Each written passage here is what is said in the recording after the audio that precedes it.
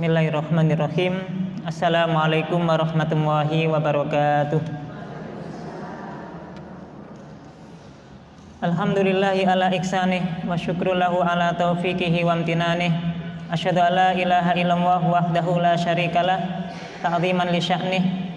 Wa asyhadu anna Muhammadan abduhu wa rasuluh ta'iyan ila wahi wa ridwanih. Allahumma salli wa sallim ala hadan nabiyil karim wa ala alihi wa ikhwanih. Allahumma ati nufusana taqwaha wa zakkiha wa anta khairu man zakkaha anta waliyuha wa maulaha.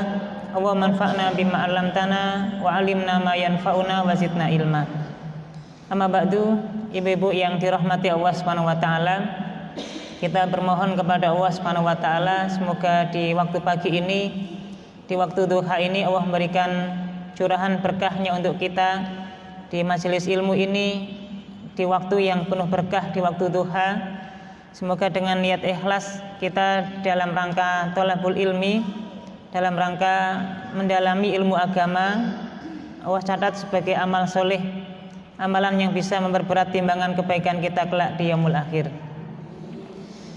Ibu-ibu yang dirahmati Allah, insya Allah pada kesempatan hari ini kita akan melanjutkan fikih tentang zikir dan doa, yang insya Allah pada kesempatan yang lalu kita sudah mengawali tentang zikir dan ketentuan-ketentuan terkait dengan zikir, keutamaan zikir.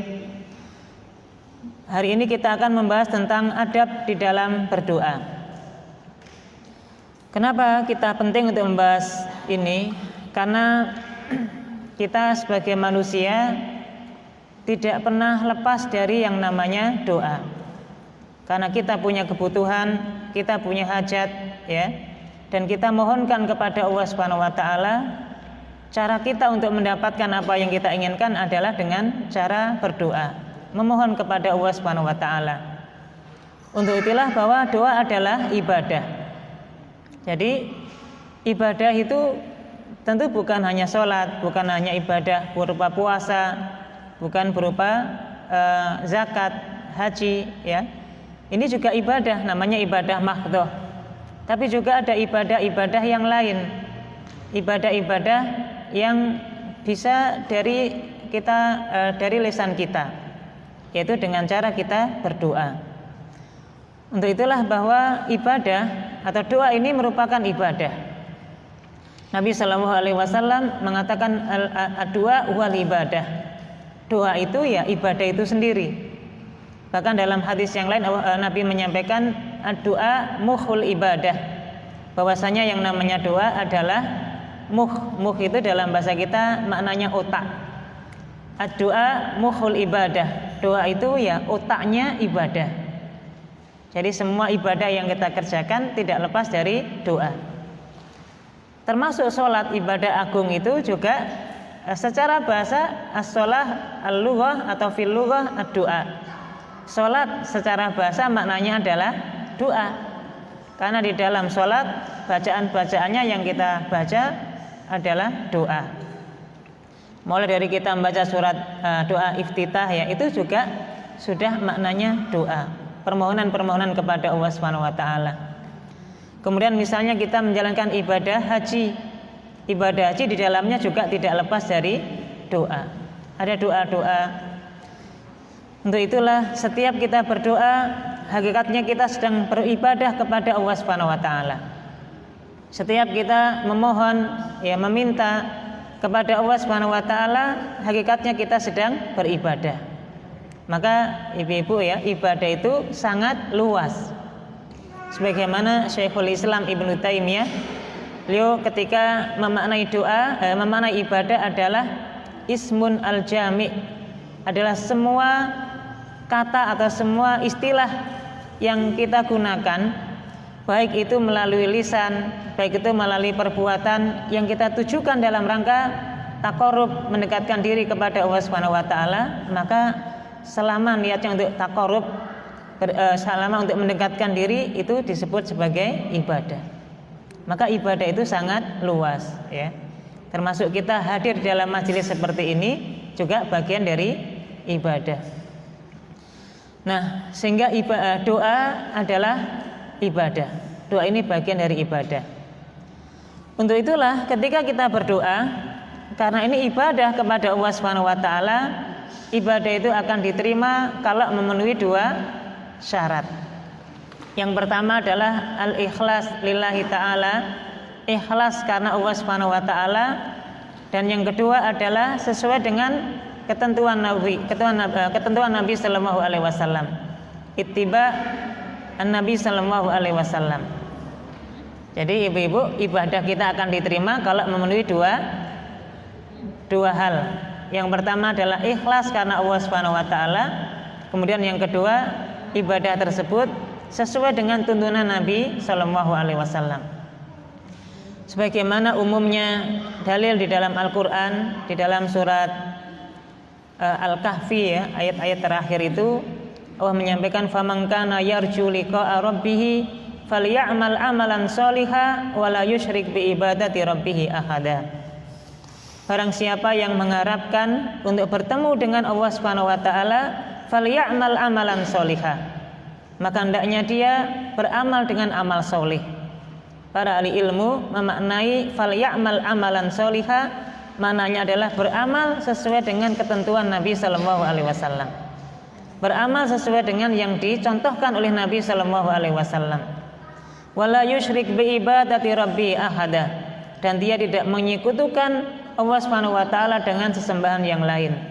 Maknanya dia ikhlas ibadahnya karena Allah Subhanahu wa taala. Untuk itu ibadah kita diterima kalau memenuhi dua hal ini. Yang pertama adalah ikhlas, dan yang kedua adalah sesuai dengan sunnah atau sesuai dengan ketentuan Nabi sallallahu alaihi wasallam.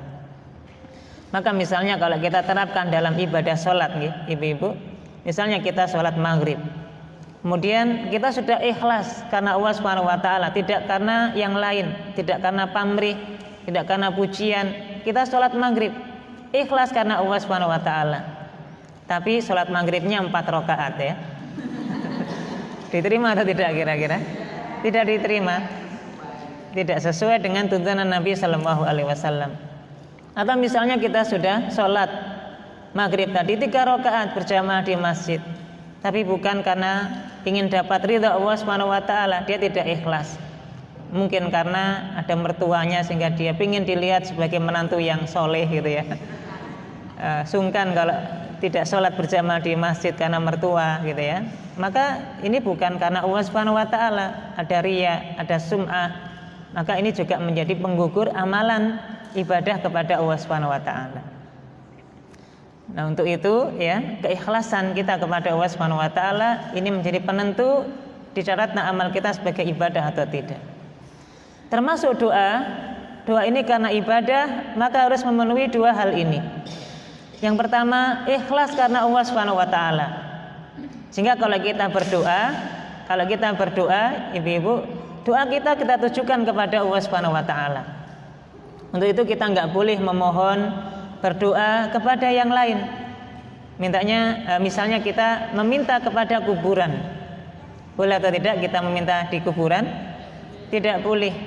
Kita datang ya, ziarah ke makam-makam wali, ziarah ke makam-makam orang soleh yang kita anggap ini dulu orang soleh, yang setiap kali dia berdoa selalu dikabulkan oleh Allah Subhanahu wa taala. Kemudian orang ini meninggal dunia, kita datang di makamnya, Mbah, saya minta ini tolong sampaikan ya kepada Allah Subhanahu wa taala. Kira-kira doa seperti ini boleh atau tidak? Tidak boleh. Karena ini termasuk doa yang menjadikan perantaranya adalah orang yang sudah meninggal. Doanya bukan karena Allah Subhanahu wa taala, bukan ditujukan kepada Allah Subhanahu wa taala. Maka minta-minta di kuburan ini dilarang ya, apapun permintaannya. Untuk itu mohon maaf ya ibu-ibu, apa sih hukumnya kita berziarah kubur, boleh atau tidak? Ziarah kubur kita boleh atau tidak? Boleh. Bahkan kita dianjurkan, Nabi mengatakan kuntu nahaitukum an ziyaratil kubur ala fazuruha. Nabi mengatakan dulu saya larang kalian untuk berziarah kubur. Ala fazuruha, sekarang ziarahlah kubur. Ini menjadi dalil bahwa kita dianjurkan untuk berziarah kubur.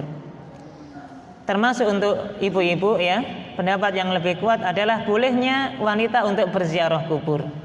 Meskipun nanti ada satu hadis Nabi Sallallahu Alaihi Wasallam Nabi menyampaikan la'anallahu zawaratil kubur. Allah Subhanahu wa taala melaknat wanita-wanita yang berziarah kubur. Tapi dalil ini tidak terlalu kuat untuk menjadikan dalil larangan seorang wanita berziarah kubur. Karena nanti Nabi Shallallahu alaihi wasallam pernah mendapati seorang wanita berziarah kubur dan dia menangis di kuburan karena mengingat akan keberadaan almarhum yang sudah dikubur tadi. Kemudian Nabi sallallahu alaihi wasallam ketika melewati wanita tersebut, Nabi mengatakan isbiri wattaqillah. Sabarlah kamu dan bertakwalah kepada Allah Subhanahu wa taala. Maknanya ketika Nabi mendapati wanita tersebut berziarah kubur, Nabi enggak melarang. Tapi Nabi menasihati untuk bersabar dengan musibah yang dihadapi dan bertakwa kepada Allah Subhanahu wa taala. Maka secara hukum boleh-boleh saja seorang wanita berziarah kubur. Ya, boleh-boleh saja berziarah kubur, tentu dalam rangka untuk dzikrul akhirah, dzikrul maut, mengingat kematian, mengingat akhirat. Kemudian ibu-ibu yang dirahmati Allah, apa hukumnya mengkhususkan perjalanan untuk ziarah kubur? Sekarang banyak ada namanya wisata religi ya, ada wisata rohani dan seterusnya. Yang ini rombongan berziarah kubur berbis-bis kadang-kadang ya. Boleh atau tidak ini? Kalau khusus untuk perjalanan dalam rangka berziarah kubur ya, mendatangi makam wali, mendatangi kuburan orang-orang soleh, ya tentu ini tidak dibolehkan ya, tidak dibolehkan.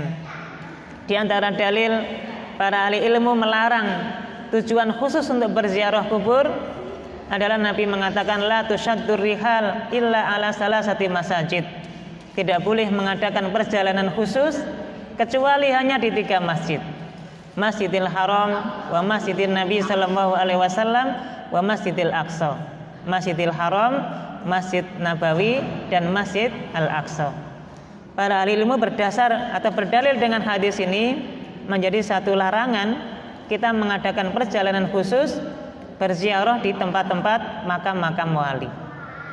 Untuk itu, apalagi ketika datang ke makam wali tersebut dalam rangka meminta-minta, ya, dalam rangka meminta di kuburan, minta hajatnya supaya dikabulkan, ya, minta supaya rezekinya lancar, ziarah wali, minta ke makam wali, supaya dapat jodoh, minta ke makam wali, ya, nggak punya keturunan, datang ke makam wali supaya punya keturunan. Ini tentu berdoa di kuburan seperti ini tidak dibolehkan. Bahkan ini mohon maaf ya ibu, mungkin sudah sering kita sampaikan, kadang-kadang ada orang yang mau maksiat sekalipun itu mintanya ke makam wali juga ya. Dan ini beneran ada ya. Ada orang yang saking pengennya dapat togel ya, itu minta nomor togelnya ke makam wali, ya kan? Jadi yang mubah, yang boleh saja kita nggak boleh meminta di makam wali. Ini tujuannya maksiat, mintanya ke makam wali.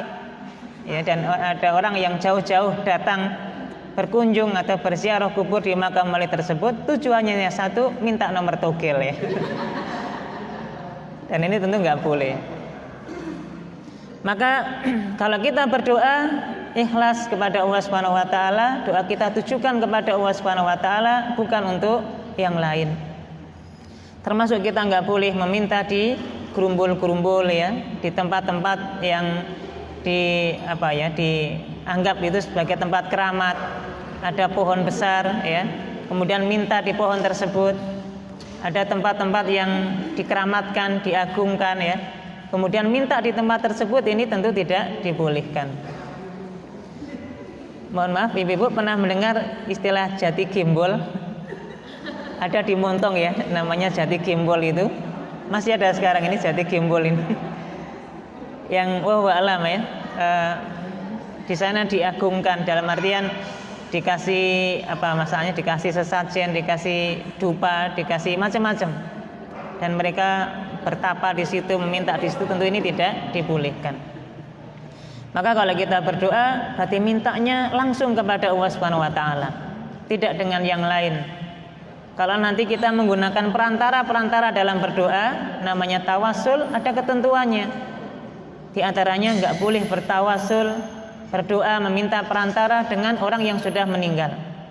Sesoleh apapun, sebanyak ibadah apapun orang tersebut, ibadahnya banyak dulu masuk hidupnya, ketika dia sudah meninggal, maka nggak boleh bertawasul dengan orang yang sudah meninggal. Jadi inilah ketentuan awal supaya doa kita dikatakan ibadah, maka kita harus ikhlas karena Allah Subhanahu wa taala, kita tujukan doa kita karena kepada Allah Subhanahu wa taala. Kemudian yang kedua, ibu-ibu, doa kita harus sesuai dengan sunnah Nabi Sallallahu Alaihi Wasallam.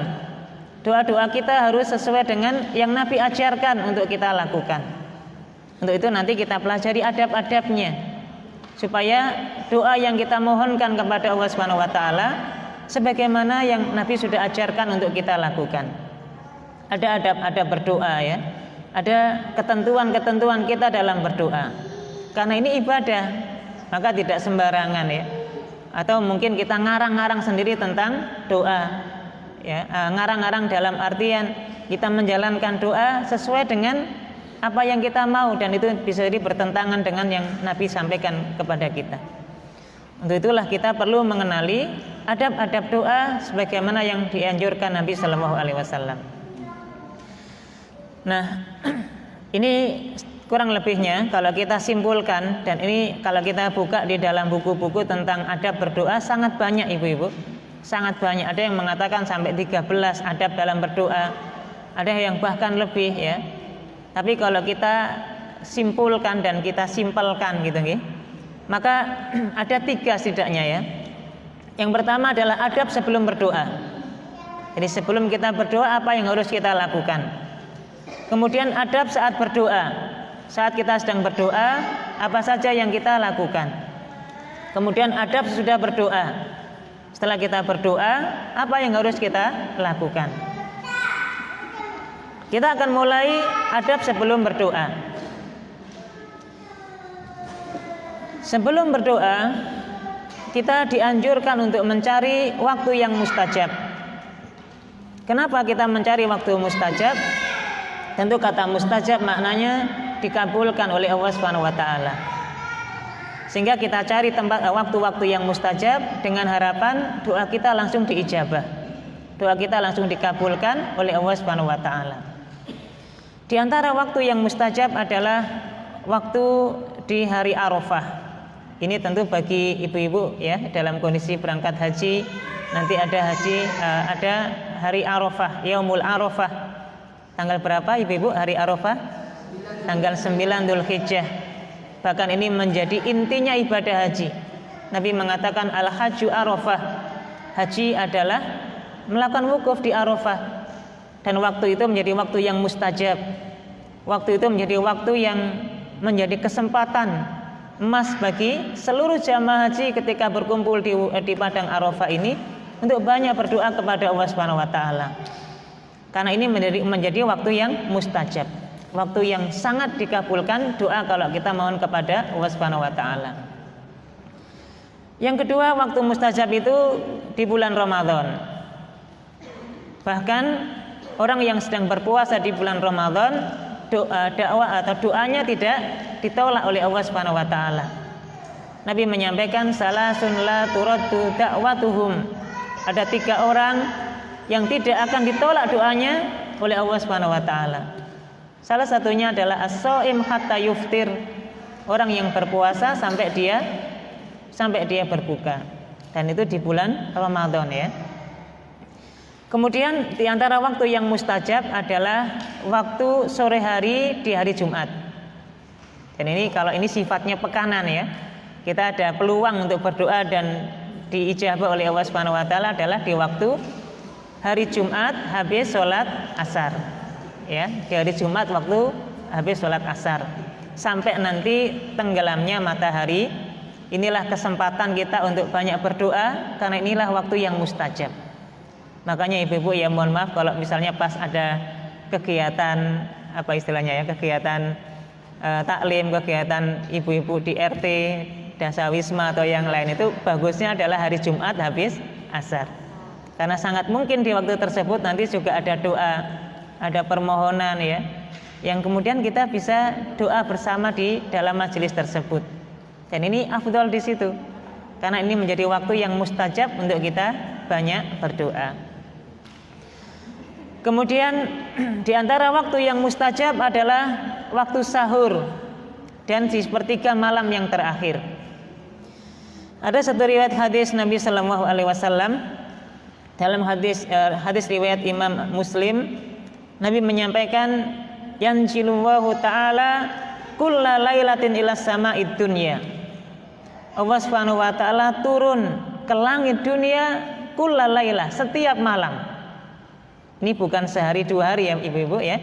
Kulla lailah, setiap malam Allah Subhanahu wa taala turun ke langit dunia. Hina yabqi sulusal lail al-akhir. Allah turun ke langit dunia itu ketika malam tersisa di sepertiga malam akhirnya. Fayaqulu azza wa jalla, pada saat Allah turun di langit dunia itulah, di sepertiga malam itulah, Allah Subhanahu wa taala berkata, Allah berfirman, man yad'uni fa astajib lahu, barang siapa yang berdoa kepadaku di sepertiga malam hari tersebut, maka saya akan kabulkan doanya. Man yas'alani fa'atiyahu, barang siapa yang meminta kepadaku di waktu tersebut, di sepertiga malam terakhir itu, maka aku akan kasih, kata Allah Subhanahu wa taala. Man yastaghfiruni fa'aghfirullah, barang siapa yang minta ampun, beristighfar kepadaku, maka saya akan ampuni dosa-dosanya. Ibu-ibu mohon maaf ya, yakin gak dengan hadis ini?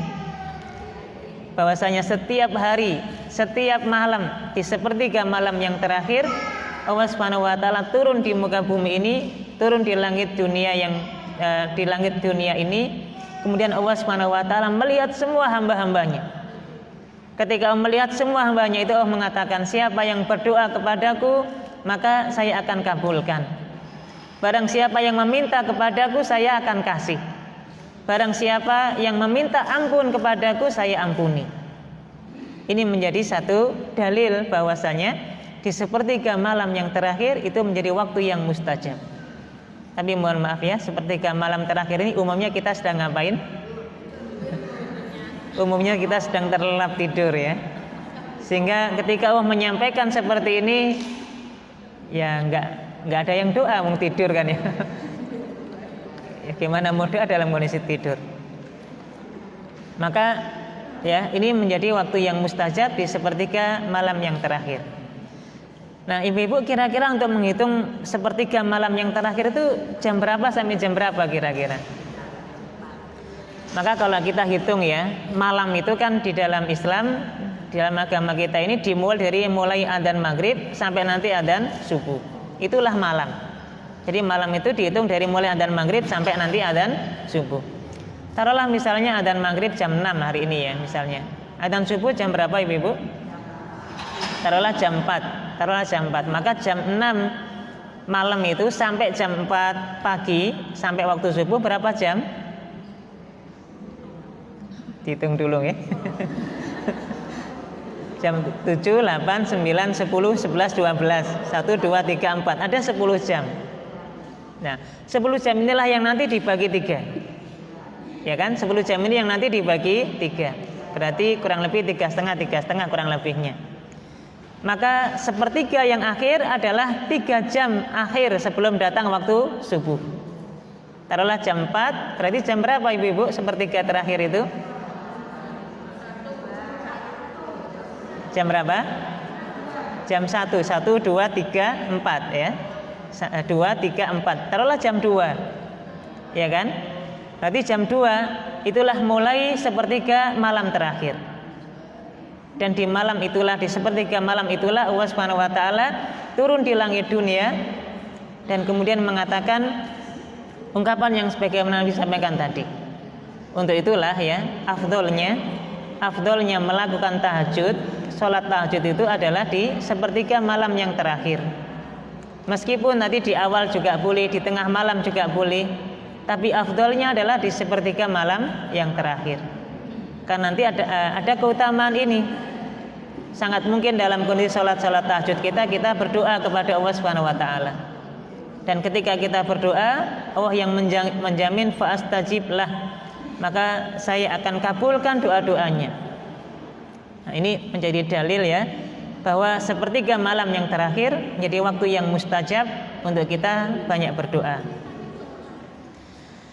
Yang kedua, ibu-ibu, ada kondisi yang mustajab. Waktu-waktu yang tadi, kalau waktu ya, maknanya waktu itu hanya ya pergeseran waktu begitu saja. Ini ada kondisi-kondisi yang mustajab. Ada keadaan-keadaan yang mustajab kalau kita gunakan untuk berdoa. Kapan saja? Antara adzan dan iqamah. Maka ini peluang kita untuk memperbanyak doa juga. Ya, antara adzan dan iqamah. Sehingga nanti amalan yang afdal untuk kita lakukan setelah adzan dan iqamah, antara adzan dan iqamah, yang pertama adalah sholat sunnah.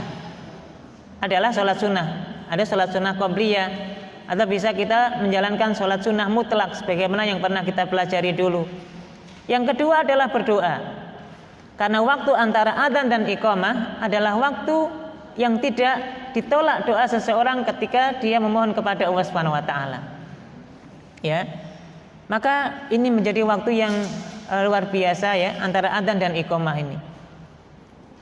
Untuk itu ibu-ibu mohon maaf ini kalau biasanya di masyarakat kita ada namanya apa, kalau habis adzan dan iqamah namanya apa itu, yang pujian. Apa hukum pujian? Boleh atau tidak ya? Kalau kita lihat secara panduan dalilnya, tentu waktu itulah waktu yang mustajab, waktu yang utama untuk kita gunakan untuk berdoa. Maka afdolnya adalah waktu itu kita lebih banyak gunakan untuk berdoa kepada Allah Subhanahu wa taala, bukan untuk yang lain, gitu ya. Nah, kan pujian juga berdoa. Apakah semua isi pujian isinya doa? Apakah semua isi pujian isinya doa? Enggak semuanya ya. Enggak semuanya isinya doa. Sekarang mohon maaf ya, pujian itu kadang dirubah menjadi bahasa Jawa, menjadi bahasa ya kan, yang kadang lagu yang itu lagu bahasa Arab itu juga kadang-kadang dipakai untuk melakukan pujian juga gitu ya. Maka wa'alam ya, afdolnya ketika kita dalam kondisi waktu antara adzan dan iqamah, lebih baik kita gunakan untuk banyak berdoa. Kemudian yang kedua, di antara kondisi yang mustajab adalah di saat kita sedang sujud, di sholat fardu, di sholat sunnah kita. Ketika sujud itu menjadi waktu yang mustajab ya, kita untuk banyak berdoa kepada Allah Subhanahu wa taala. Meskipun nanti ada ketentuannya ya, di dalam sujud itu memang ada anjuran untuk banyak doa, tapi kita tidak boleh ya membaca Al-Quran di sujud itu. Jadi banyak doa boleh ya untuk kondisi waktu sujud. Kemudian ketika adzan berkumandang, selain kita juga menjawab adzan, ada anjuran untuk kita banyak berdoa di waktu adzan, karena ini menjadi waktu yang mustajab. Termasuk bagi yang muadzin, ini juga fadilah luar biasa ya, bagi seorang muadzin ketika dia mengumandangkan adzan, mulai dari awal mengumandangkan adzan sampai akhir selesai adzan dikumandangkan, maka dosanya diampuni oleh Allah Subhanahu wa taala. Bagi orang yang tidak melakukan adzan, ada kesempatan luar biasa. Selama adzan itulah ada waktu-waktu yang mustajab. Untuk itulah kita dianjurkan setiap adzan berkumandang, apapun kegiatan kita break dulu. Kita istirahat dulu, kita dengarkan adzan. Makanya mohon maaf ya ibu-ibu, kalau ibu-ibu sedang kondisinya masak gitu, kemudian ada adzan berkumandang, apa yang dilakukan?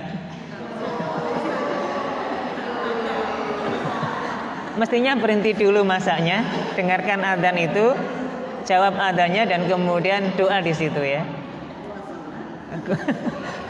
Ya, masalah gosong nanti bisa diatur ya. Karena ini waktu yang mustajab. Ya, bagi kita yang tidak sedang beradzan, semua ya, baik ibu-ibu, bapak-bapak punya peluang ini. Bahkan nanti para muadzin itu kan punya keutamaan khusus ya. Apa fadilahnya menjadi seorang muadzin? Sebagaimana Nabi sampaikan, innal muadzinin atwalun nasi a'naqan yaumal qiyamah. Sesungguhnya para muadzin nanti di akhirat adalah orang yang paling panjang lehernya dibandingkan dengan yang lain. Inilah keutamaan para muadzin. Lehernya jadi panjang ya. Tentu ini bukan celaan bagi muadzin. Lehernya banyak kok kayak jerapah aja, enggak ya. Enggak, ini keutamaan tentunya ya. Dan ini fadilah bagi para muadzin. Ketika dia mengumandangkan adzan, di dunia dia meninggikan kalimat Allah Subhanahu wa taala. Maka di akhirat Allah kasih kemuliaan bagi orang tersebut, dimuliakan karena dulu di dunia dia meninggikan kalimat Allah Subhanahu wa taala, sekarang dia menjadi orang yang paling tinggi dengan lehernya panjang ya. Maka ini kemuliaan ya, dan ini menjadi pembeda muadzin dengan yang tidak pernah adzan di dunia ya, dengan perbedaan leher tadi. Bukan berarti terus orang yang lehernya panjang di dunia terus muadzin, enggak juga ya. Ini nanti karena di akhirat. Jadi ibu-ibu, di waktu adzan ada kondisi yang mustajab untuk kita banyak berdoa. Kemudian ketika sedang berkecamuk peperangan, dalam kondisi berperang, nanti dalam satu riwayat hadis Nabi sallallahu alaihi wasallam menyampaikan bahwasanya kondisi yang mustajab adalah kondisi saat berperang, dalam kondisi darurat, dalam kondisi orang berperang fisabilillah. Saat itulah waktu-waktu yang mustajab untuk orang mujahid untuk banyak berdoa ya. Kemudian ketika turun hujan, ini ya, jadi turun hujan, saat turun hujan kita anjurannya untuk banyak berdoa. Karena saat turun hujan itu menjadi waktu yang mustajab, kondisi yang mustajab, yang kalau kita banyak berdoa, insya Allah dikabulkan doa kita oleh Allah Subhanahu wa taala. Tapi mohon maaf ya, kadang-kadang kita ini terlalu banyak mencela hujan. Bolehkah kita mencela hujan ya? Nggak boleh mencela hujan ya. Sila-sila udan, ini nggak boleh mencela seperti ini ya. Jadi nggak boleh mencela hujan, bahkan hujan itu rahmat, hujan itu berkah dari Allah Subhanahu wa taala. Nabi sallallahu alaihi wasallam dulu dikabarkan, diriwayatkan beliau waktu mendapati hujan turun, Nabi hujan-hujanan. Nabi hujan-hujanan karena Nabi sallallahu alaihi wasallam ingin mendapatkan keberkahan dari hujan itu. Makanya dulu ya, anak-anak kenapa kok suka hujan-hujan? Karena mungkin ya mengamalkan apa yang dilakukan Nabi, suka hujan-hujanan. Sekarang ada nggak anak-anak kita yang hujan-hujanan seperti ini ibu-ibu ya? Masalahnya ibunya yang rewel, nggak boleh anaknya hujan-hujanan, iya kan? Padahal itu satu keberkahan ya, hujan itu berkah. Maka kita nggak boleh mencela hujan, ya, seolah-olah menganggap bahwa hujan ini menghambat rezeki, seolah-olah hujan ini menjadi satu kondisi yang kita tidak memungkinkan banyak melakukan banyak hal ya.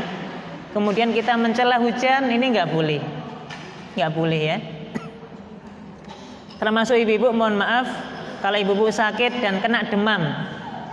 Nabi melarang kita untuk mencela demam panas dalam tubuh kita, itu kita nggak boleh bu ya, mencela demam itu nggak boleh. Ada satu hadis yang pernah Nabi Shallallahu Alaihi Wasallam ketemu dengan Ummu Su'aib, yang waktu Ummu Su'aib ini sakit, dan waktu Nabi bertanya, apa yang engkau alami wahai Ummu Su'aib, beliau mengatakan, saya kena demam ya Nabi. Kemudian agak disampaikan kepada Nabi dengan nada yang sedikit kecewa dengan demam, nggak suka dengan demam. Nabi sallallahu alaihi wasallam kemudian mengatakan kepada Ummu Su'aib ini, la tasubbil humma, jangan engkau cela demam, jangan engkau caci maki demam itu, ya.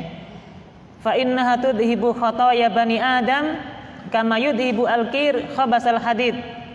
Nabi menyampaikan karena demam itu sesungguhnya adalah sarana untuk menghilangkan dosa-dosanya manusia, dosa-dosanya anak Adam, kama yudhibu al-qir khabasal hadid, sebagaimana seorang pandai besi menghilangkan kerak-kerak besi dari aktivitasnya ketika dia melakukan pandai besi itu. Maka Nabi melarang kita untuk mencela demam. Nabi menasihati wanita tersebut supaya tidak mencela demam. Jadi berbahagialah ibu-ibu yang kena penyakit demam ya. Karena itu menjadi sarana kita untuk digugurkannya dosa. Ya. Mananya terus jangan dipahami yang salah juga. Ya sudah, nggak usah berobat ini sebagai mengukur dosa gitu. Enggak, tetap dianjurkan untuk banyak ikhtiar untuk kemudian sembuh dari penyakitnya. Tapi tadi kita nggak boleh mencela demam, termasuk nggak boleh mencela hujan ya. Hujan ini rahmat, dan saat itulah Allah turunkan keberkahannya.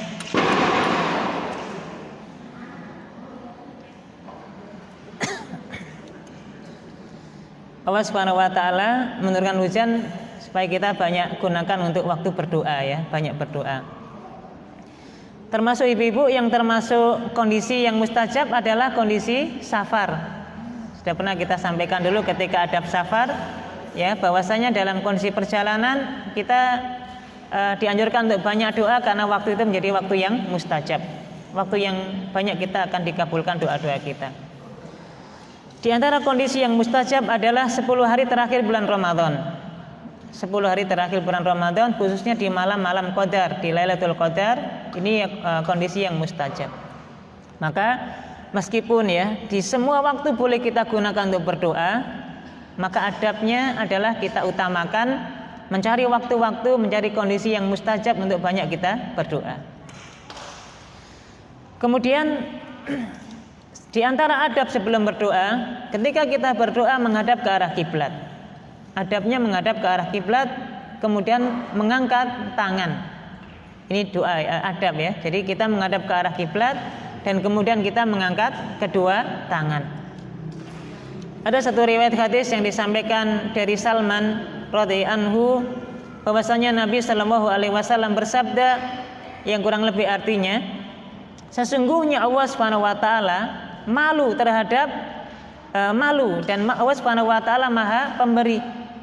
Allah Subhanahu wa taala malu ketika melihat hambanya ketika berdoa memohon kepada Allah Subhanahu wa taala dengan mengangkat kedua tangannya.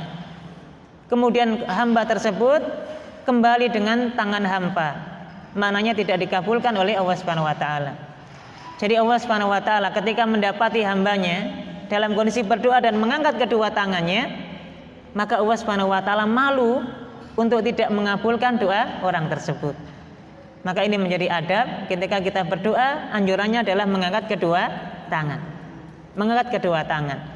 Dan Nabi Shallallahu alaihi wasallam dalam banyak riwayat hadis, Nabi Shallallahu alaihi wasallam sampai ketika mengangkat kedua tangan sampai tinggi-tinggi. Sampai tinggi-tinggi dalam berbagai macam event ya. Misalnya di perang-perang yang Nabi jalani, dan Nabi berdoa kepada Allah Subhanahu wa taala mengangkat kedua tangannya dengan sangat tinggi. Termasuk misalnya waktu sholat istisqa, sholat minta hujan, karena saking butuhnya hujan turun dan Nabi meminta kepada Allah Subhanahu wa taala, maka kemudian Nabi mengangkat kedua tangannya tinggi-tinggi. Saking tingginya tangan Nabi diangkat sampai kemudian selendangnya ini jatuh. Saking seriusnya Nabi berdoa dengan mengangkat kedua tangan. Untuk itulah ya, setiap kita berdoa dianjurkan untuk mengangkat kedua tangan. Kemudian di mana kita menghadap ketika kita berdoa? Kalau kita mengangkat kedua tangan, nanti ada larangan, kita nggak boleh berdoa menghadap ke langit. Ada larangan kita doa menghadap ke langit. Tapi ketika kita berdoa dalam kondisi mengangkat kedua tangan, dimanapun tangan kita ini kita angkat, kita menghadapnya adalah ke tangan kita, ke tangan kita. Dan nanti lebih dianjurkan bahwa ketika berdoa itu Nabi Shallallahu alaihi wasallam kadang-kadang merapatkan kedua tangannya. Jadi merapatkan kedua tangannya seperti ini, dan pandangan matanya adalah ke tangan. Maka kalau ke atas seperti ini, yang dilihat adalah ke tangan itu, bukan menghadapnya bukan ke langit ya. Ya kalau menghadap ke langit kayak gimana kan gitu ya. Jadi menghadapnya adalah ke tangan. Termasuk kalau kita berdoa dan tangan kita misalnya setara atau sejajar dengan dada gitu ya, atau pundak, maka anjurannya adalah kemana pandangan mata kita adalah ke telapak tangan ini. Adalah ke telapak tangan. Jadi bukan kemana-mana, bukan ke atas yang kemudian kita melihat ke depan, bukan ya, atau ke bawah, tidak, tapi melihatnya adalah ke telapak tangan. Sambil kita lihat telapak tangan, kemudian kita mengucapkan doa. Nah ini adab ya dalam berdoa. Nah mohon maaf ibu-ibu, ketika kita sudah selesai doa, apakah ada anjuran kemudian kita usapkan ke wajah seperti ini? Tidak ada. Tidak ada. Jadi kalau sudah doa sudah gitu ya.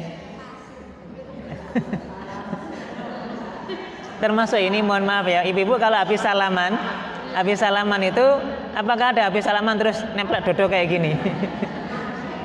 Ya kan? Ini kita ini terlalu terbiasa kayak gitu sehingga refleks habis gitu terus nempel dodo gitu ya. Padahal nggak ada juga seperti itu ya. Habis salaman selesai. Anjurannya kan salamannya, bukan kemudian terus nempelkan dodo ke tangan ke dada ini kan enggak. Iya kan? Nah, berikutnya ketika kita berdoa sebelum berdoa ya. Setelah kita menghadap ke arah kiblat, kemudian kita mengangkat kedua tangan, kita memantapkan dalam hati saat berdoa. Kita yakin betul bahwasanya doa kita ini akan dikabulkan oleh Allah Subhanahu wa taala. Jadi kita pasang niat, pasang keyakinan ya, pasang kemantapan hati bahwasanya Allah Subhanahu wa taala akan mengabulkan doa yang kita mohonkan. Untuk itulah Nabi Shallallahu alaihi wasallam melarang kita berdoa dengan kurang lebih redaksinya seperti ini. Ini dalam hadis riwayat Imam Al-Bukhari dan Imam Muslim. Nabi mengatakan la yakul ahadukum idza da'a, janganlah salah satu di antara kalian berkata ketika dia berdoa. Ini maknanya Nabi mengajarkan kita doa yang keliru, doa yang salah. Apa doanya? Allahumma ghfirli in syi'ta. Ya Allah, ampunilah dosa-dosaku jika Engkau menghendaki. Ini enggak boleh. Allahumma arhamni in syi'ta. Ya Allah, rahmatilah aku jika Engkau menghendaki. Nah, maknanya ibu-ibu kalau kita mengatakan, kalau kita punya janji besok saya akan datang ya, kita mengucapkan apa? Insya Allah, jika Allah menghendaki. Dalam hal masalah janji kita dianjurkan membaca insya Allah. Tetapi dalam masalah doa, karena kita secara adab kita harus yakin Allah mengabulkan doa kita nggak boleh berdoa dengan mengatakan jika Engkau menghendaki ya Allah maka ampunilah dosaku. Jika Engkau menghendaki ya Allah maka kabulkanlah semua permohonanku. Ini tidak dibolehkan seperti itu. Nabi melarang kita berdoa dengan cara seolah-olah kalau Allah menghendaki Allah kabulkan doa kita. Ya.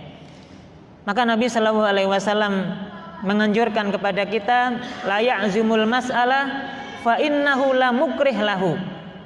Hendaknya dia mantap dengan keinginannya itu karena tidak ada yang bisa memaksa Allah Subhanahu wa taala. Maknanya apa? Kalau kita mengatakan dalam doa kita Allahumma ighfirli in syi'ta, ya Allah ampunilah dosa saya jika Engkau menghendaki, seolah-olah kita memaksa Allah Subhanahu wa taala untuk mengampuni dosa kita. Allahumma arhamni in syi'ta, ya Allah rahmatilah aku jika Engkau menghendaki, seolah-olah kita memaksa Allah Subhanahu wa taala untuk merahmati kita. Dan ini yang dilarang oleh Nabi Shallallahu alaihi wasallam. Maknanya ketika kita berdoa mantap hati kita bahwa kita akan dikabulkan oleh Allah Subhanahu wa taala. Nah, jadi ini adabnya sebelum kita berdoa. Kita ulangi Ibu, ada apa saja tadi? Sebelum doa kita harus apa saja? Sudah lupa ya. Yang pertama apa tadi? Mencari waktu dan kondisi-kondisi yang mustajab.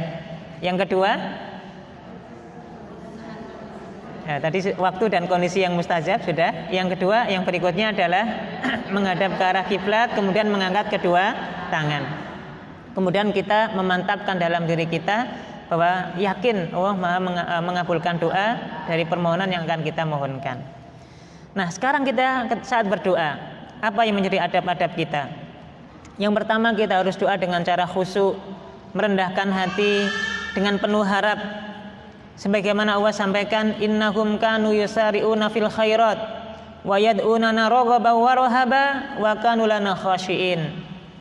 Sesungguhnya mereka, orang-orang soleh, orang-orang baik itu adalah orang yang yusari'una fil khairat, adalah orang-orang yang bersegera dalam melakukan kebaikan, dalam menyegerakan dalam melakukan amal soleh. Wa yad'unana raghaban wa rahaba. Mereka kalau berdoa kepada Allah Subhanahu wa taala, doa dengan cara raghaba wa rahaba. Maknanya doa penuh dengan harap dan penuh cemas kepada Allah Subhanahu wa taala. Maknanya apa? Ibu-ibu, kalau kita berdoa, maka kita harus menyeimbangkan dua hal. Nanti ada disebut dengan kita al-khauf war raja. Kita antara takut dan penuh harap. Kenapa kita dianjurkan dengan menyeimbangkan sikap ini? Ketika kita berdoa kepada Allah Subhanahu wa taala, maknanya kita juga yakin bahwa ini juga dikabulkan Allah Subhanahu wa taala. Optimis bahwa doa ini akan dikabulkan oleh Allah Subhanahu wa taala. Tapi kita juga ada khauf. Khauf maknanya juga kita imbangi ya rasa optimis tadi dengan kekhawatiran kita bahwa ini semuanya adalah kehendaknya Allah Subhanahu wa taala. Kenapa demikian? Karena kalau kita nggak imbang dua sikap ini, kadang-kadang kita terlalu optimis, ternyata nggak dapat. Akhirnya kita yang merasa bahwa Allah nggak sayang dengan kita, Allah nggak adil dengan kita, seperti itu. Tapi juga kita juga nggak boleh kemudian ya paling juga nggak dikabulkan. Ini juga nggak boleh. Kita juga perlu, kita harus optimis, kita yakin bahwa Allah mengabulkan. Maka kita doa kepada Allah Subhanahu wa taala raghaba wa rahaba, dengan dalam kondisi berharap dan kondisi cemas. Wa kanu lana khashiin, dan mereka ketika berdoa kepada Allah Subhanahu wa taala dalam kondisi khusyuk doanya. Untuk itu ibu-ibu ya mohon maaf ya, doa itu karena Allah Subhanahu wa taala Maha mendengar lirihan atau setiap lafaz yang kita ucapkan, Allah mendengar. Jadi enggak perlu doa itu banter-banteran ya. Keras-kerasan dalam berdoa enggak perlu. Ya. Karena Allah Subhanahu wa taala Maha mendengar. Dan ini ya, wa kanu lana khashiin, dan orang-orang soleh itu kalau berdoa kepada Allah Subhanahu wa taala, mereka doa dalam kondisi yang khusyuk. Memohon kepada Allah Subhanahu wa taala dengan kondisi yang khusyuk, dengan khidmat gitu ya. Jadi tidak kemudian dengan bahkan mohon maaf misalnya sampai joget-joget, kan ada ya doa dan dalam kondisi joget-joget, doa dalam kondisi melakukan gerakan-gerakan tertentu, enggak perlu. Karena justru kita diminta khusyuk, tenang dalam berdoa itu. Ada orang kalau berdoa dalam kondisi sampai kalau enggak ubah enggak enak gitu ya. Jadi semuanya ubah gitu. Dan ini tentu nanti menyalahi ini ya, kita dianjurkan khusyuk, tenang dalam berdoa ya. Sampai ada lafaz-lafaz ya yang mereka menganggap kalau mereka sudah semakin tinggi tingkatannya, ya mereka hanya menyingkat-nyingkat lafaz tersebut.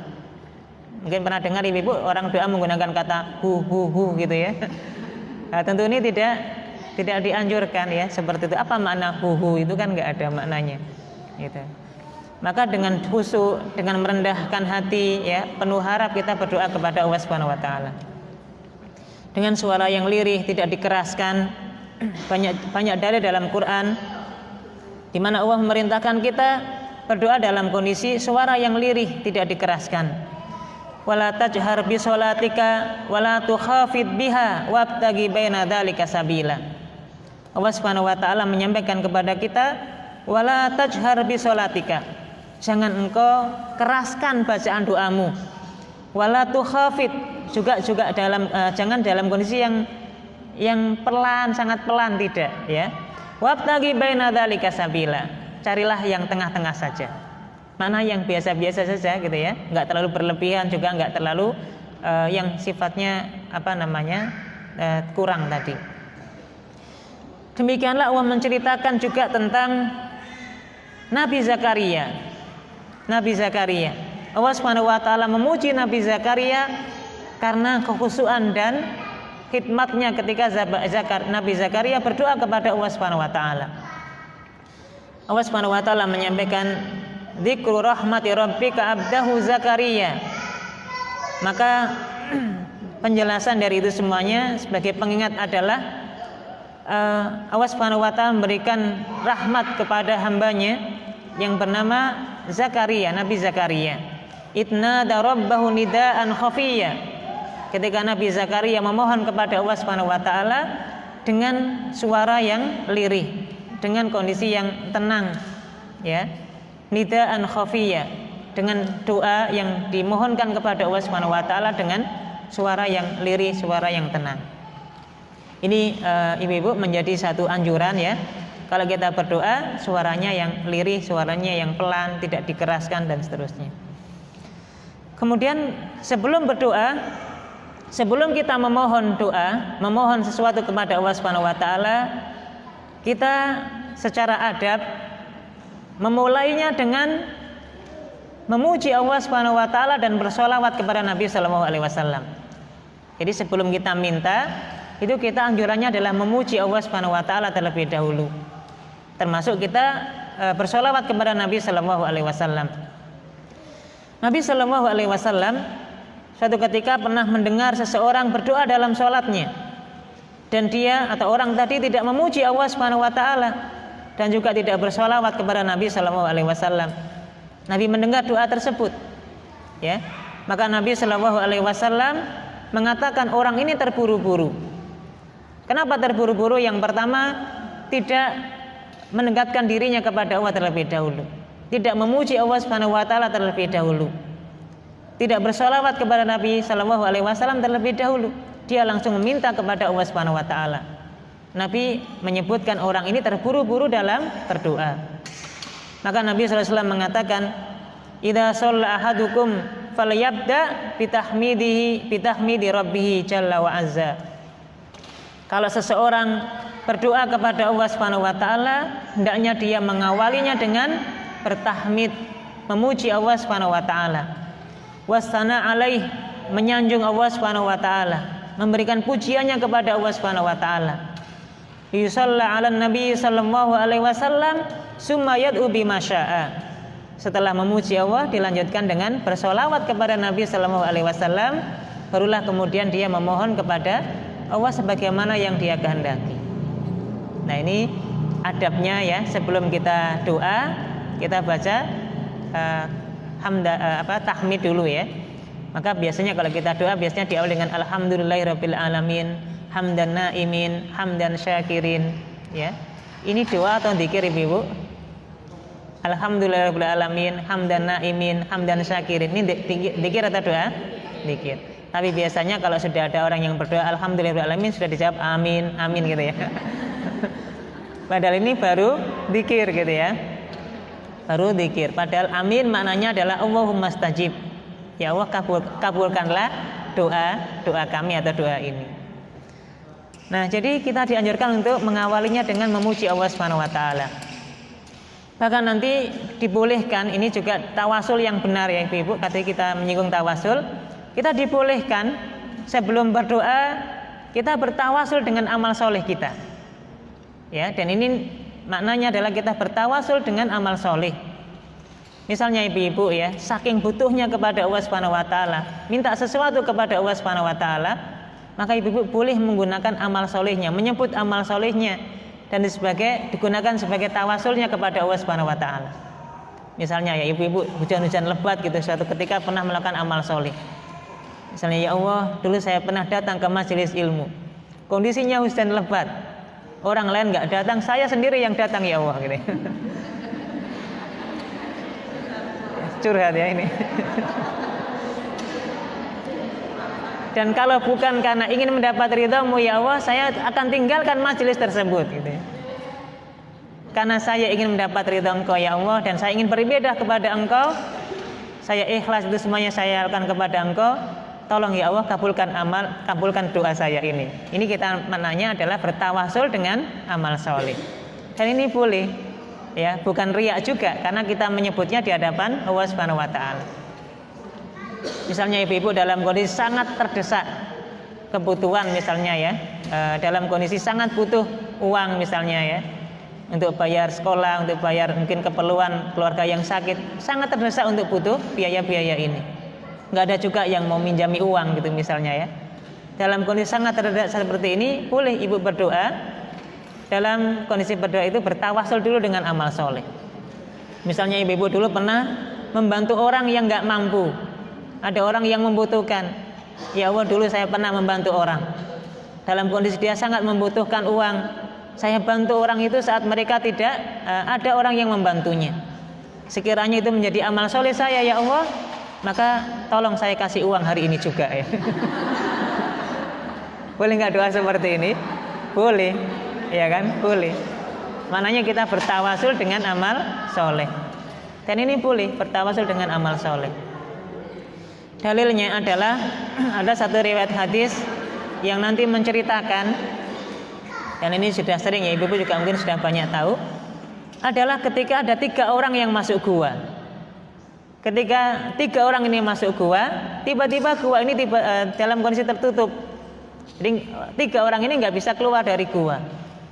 Bagaimana caranya? Tidak ada alat untuk membuka tidak ada sarana untuk mereka bisa keluar. Hanya doa yang mereka andalkan. Dalam berdoa yang sangat dibutuhkan itu, dalam kondisi yang sangat darurat seperti itu, mereka bertawasul dengan amal soleh mereka masing-masing. 3 orang ini masing-masing punya amal soleh.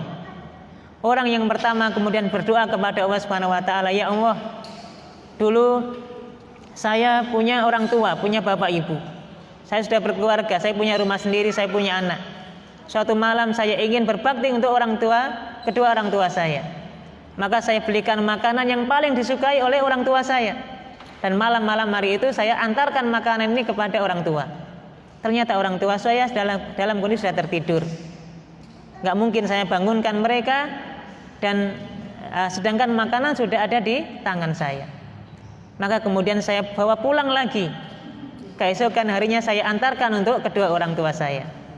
Ya Allah, sekiranya amalan bakti saya kepada orang tua ini menjadi amalan yang Engkau terima ya Allah, maka bukakanlah pintu gua ini." Ternyata langsung kebuka ibu ya. Kebuka meskipun nggak bisa keluar 3 orang ini. Akhirnya orang yang kedua juga berdoa, "Ya Allah, dulu saya waktu saat menjadi seorang pemuda, saya berhadapan dengan seorang wanita gadis yang sangat cantik." Ya kan? Dan kemudian sekiranya saya mau untuk melakukan perbuatan zina dengan wanita tersebut, sudah terjadi perbuatan zina. Dan saya tinggalkan perbuatan tersebut karena saya takut kepada Allah Subhanahu wa taala. Sekiranya amalan itu ya Allah menjadi amalan yang Engkau terima, maka tolonglah kami untuk bisa keluar dari gua ini. Tiba-tiba langsung terbuka lagi pintunya. Ini kan bertawasul dengan amal soleh. Orang yang ketiga berdoa kepada Allah Subhanahu wa taala, "Ya Allah, saya dulu sebagai atasan, saya dulu sebagai seorang majikan. Saat datang waktu kita mau ingin membagikan gaji kepada para pegawai, ada satu pegawai yang waktu itu nggak hadir. Dia nggak hadir, dan padahal dia mendapatkan jatahnya untuk gaji di bulan tersebut. Karena dia nggak ada ya Allah, maka kemudian saya gunakan gaji ini, saya gunakan untuk membeli kambing, 1 ekor kambing. Setelah 1 ekor kambing ini saya beli, saya ternak kambing ini dan ternyata menjadi banyak kambingnya. Kemudian di suatu hari pegawai tersebut datang kepada saya menanyakan gajinya dulu. Maka saya katakan, semua kambing-kambing ini adalah milik engkau, karena gajimu dulu saya belikan 1 ekor kambing, sekarang menjadi banyak seperti ini. Bawa semua kambingmu ke rumah. Ada kira-kira atasan kayak gini sekarang ya? Jadi gajinya nggak diambil gitu, kemudian diternakkan kambing, diternakkan hewan, kemudian ketika sudah menjadi banyak disuruh bawa pulang semuanya. Maka orang ini mengatakan, "Ya Allah, sekiranya itu menjadi amal soleh saya, maka keluarkanlah kami dari gua ini." Ini maknanya adalah bertawasul dengan amal soleh. Dan ini boleh ya ibu-ibu ya, boleh. Maka tentu banyak sekali amal soleh yang sudah dikerjakan. Ambil salah satunya dan gunakan itu sebagai tawasul kita kepada Allah Subhanahu wa taala. Kita ungkapkan itu di hadapan Allah Subhanahu wa taala, ujung-ujungnya mau minta kepada Allah Subhanahu wa taala. Dan ini boleh. Yang nggak boleh itu kalau kita cerita orang lain mau cari pinjaman, itu yang nggak boleh ya. Cari utangan itu diceritakan amal soleh kita, ini nggak perlu ya. Di antara hal yang lain ibu-ibu yang kita bisa lakukan adalah bertawasul dengan Asmaul Husna. Ini boleh ya, kita bertawasul dengan Asmaul Husna. Sebelum kita berdoa kepada Allah Subhanahu wa taala, kita baca dulu Asmaul Husna sesuai dengan permohonan kita. Misalnya ibu-ibu mau minta ditambahkan rizki, maka kita baca Asmaul Husna yang ada kaitannya dengan Allah pemberi rizki. Kita baca ya Rozak, ya Rozak, ya Rozak gitu ya. Kita baca, kita mohonkan, atau kita baca Asmaul Husna itu. Ya Wahab, ya Wahab kan maknanya zat yang maha memberikan karunia, zat yang maha pemberi. Kita baca itu ya Rozak, terus kita baca, kemudian baru kita minta urzukna, kasihlah rizki kami gitu ya. Nanti sesuai dengan ibu-ibu yang mau minta. Misalnya mau supaya anaknya dimudahkan dalam belajar, ditambahkan ilmu, maka Asmaul Husna apa yang kita baca ibu-ibu? Adalah zat yang maha mengetahui, ya Alim, ya Alim, ya Khabir, ya Basir, dan seterusnya. Kemudian kita mintakan ilmu untuk anak-anak kita, termasuk untuk diri kita sendiri ya. Kira-kira kalau supaya suaminya setia gitu, doanya pakai Asmaul Husna apa Ibu? Ya nanti cari sendiri lah gitu. Yang penyayang ya Rahman, ya Rahim dan seterusnya. Nah, ini boleh kita bertawasul dengan asma Allah Subhanahu wa taala yang baik itu. Nah, maknanya dalam adab berdoa kita nggak boleh langsung minta. Dianjurkan kita untuk memuji Allah Subhanahu wa taala dulu, menyanjung Allah Subhanahu wa taala dulu. Berdekat-dekatan dengan Allah Subhanahu wa taala dulu baru mengutarakan keinginan kita. Ini kan sama kan ibu-ibu kalau ngerimuk sama suaminya kan dilem-lem dulu kan ya. Untuk minta apa-apa kan gitu kan. Nanti baru dikasih gitu. Coba kalau langsung minta nggak dikasih gitu kan. Tapi dipuji-puji dulu gitu kan. Dirayu-rayu dulu gitu kan. Itu mau minta apa saja dikasih nanti kan. Sama Allah Subhanahu wa taala suka kalau kemudian dipuji-puji dulu sebelum kita meminta. Termasuk adabnya kita mengulang-ulang, dan ini dianjurkan ya, bahasanya sampai merengek-rengek kepada Allah Subhanahu wa taala supaya dikasih dalam berdoa gitu. Maka Nabi Shallallahu alaihi wasallam kebiasaan beliau setiap kali berdoa Nabi mengulanginya sebanyak 3 kali. Nabi mengulanginya sebanyak 3 kali. Untuk itulah secara umum nanti di zikir pagi petang kita ulangi umumnya adalah 3 kali 3 kali. Ya, 3 kali 3 kali. Berikutnya ibu-ibu, menghindari mendoakan keburukan baik untuk diri sendiri, untuk anak, untuk keluarga, termasuk untuk orang lain. Nggak boleh mendoakan orang lain untuk kejelekan. Nabi Allah Subhanahu wa taala menyampaikan wa yad'ul insanu bisyarri du'a'ahu bil khair wa kanal insanu ajula. Manusia itu kadang-kadang mereka berdoa untuk kejahatan sebagaimana dia berdoa untuk kebaikan. Mencampur adukkan ya, doa untuk kebaikan, doa untuk keburukan. Wa kanal insanu ajula. Banyakkan manusia itu tergesa-gesa dalam meminta kepada Allah Subhanahu wa taala. Maka kita enggak boleh mendoakan orang untuk keburukan. Bahkan kalaulah misalnya kita meminta untuk orang lain, berdoa untuk orang lain, kita dianjurkan untuk diri kita sendiri dulu. Jadi ini sudah banyak kita praktekkan ya. Misalnya doa untuk kebaikan kedua orang tua kita itu biasanya atau doanya kita awali dengan doa untuk kita diampuni diri kita dulu. Rabbighfirli wa liwalidayya warhamhuma kama rabbayani shaghira. Kita minta doa orang tua kita diampuni dosa-dosanya. Sebelum kita mintakan ampunan kepada orang tua kita mulai dari diri kita sendiri dulu. Rabbighfirli wa liwalidayya, kan gitu ya. Di dalam surat Al-Hasyr ayat yang ke-10 juga Allah Subhanahu wa taala berfirman, Rabbana ighfir lana wa li ikhwanina alladziina sabaquna bil iman. Ketika kita ingin mendoakan ampunan untuk saudara-saudara muslim kita yang lain, kita minta doa ampunan untuk diri kita terlebih dahulu. Ya. Jadi kita doa untuk diri kita sendiri sebelum kita doa untuk orang lain. Yang terakhir ibu-ibu, kalau kita sudah selesai berdoa, ini adabnya tidak tergesa-gesa agar segera Allah kabulkan.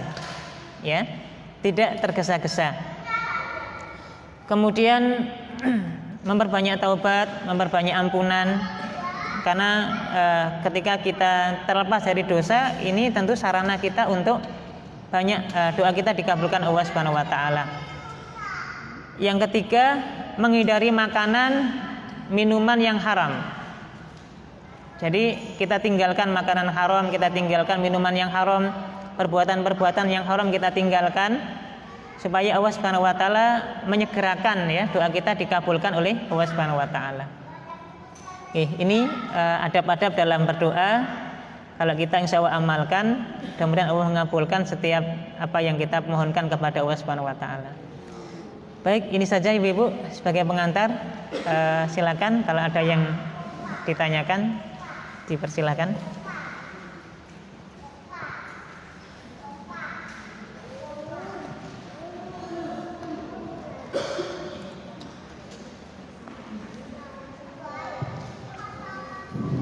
Assalamualaikum warahmatullahi wabarakatuh. Waalaikumsalam warahmatullahi wabarakatuh. Yang akan kami tanyakan yaitu